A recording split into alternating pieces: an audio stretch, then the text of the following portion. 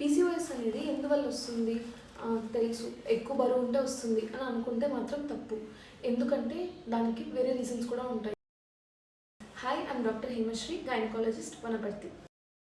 PCOS అనేది ఒక polygenic disorder. అంటే జీన్స్, మన బాడీలో ఉన్న డిఫరెంట్ జీన్స్ కలిసి ఎఫెక్ట్ చేస్తాయి. సింపుల్గా చెప్పాలి అంటే, ఒకవేళ మీ మదర్కి కానీ, మీ సిస్టర్కి కానీ, లేదా మీ ఆంట్కి కానీ పీసీఓఎస్ ఉంటే మీకు పీసీఓఎస్ రావడానికి ఛాన్సెస్ అనేవి ఎక్కువగా ఉంటాయి. Number 2, environmental factors. ఎన్విరాన్మెంటల్ ఫ్యాక్టర్స్లో నెంబర్ 1, ఇన్సులిన్ రెసిస్టెన్స్. ఇది ఎక్కువ ఓవర్ వెయిట్ కానీ, ఒబెసిటీ వల్ల కానీ ఉండొచ్చు, స్ట్రెస్ లైఫ్ స్టైల్ ఉండొచ్చు, లేదా నైట్ షిఫ్ట్స్ వల్ల ఆల్టర్డ్ సర్కేడియన్ రిథమ్ ఉండి మెలటోనిన్ హార్మోన్ డిస్టర్బ్ అవ్వడం వల్ల ఉండొచ్చు. స్కిప్పింగ్ మీల్స్ కానీ, లేదా లేట్ మీల్స్ వల్ల కూడా ఇన్సులిన్ అనేది బాడీలో పెరుగుతుంది. Number 2, inflammation. ఈ ఇన్ఫ్లమేషన్ అనేది గట్లో మంచి బ్యాక్టీరియా లేకపోవడం వల్ల, బ్యాడ్ బ్యాక్టీరియా పెరగడం వల్ల కూడా అవ్వచ్చు.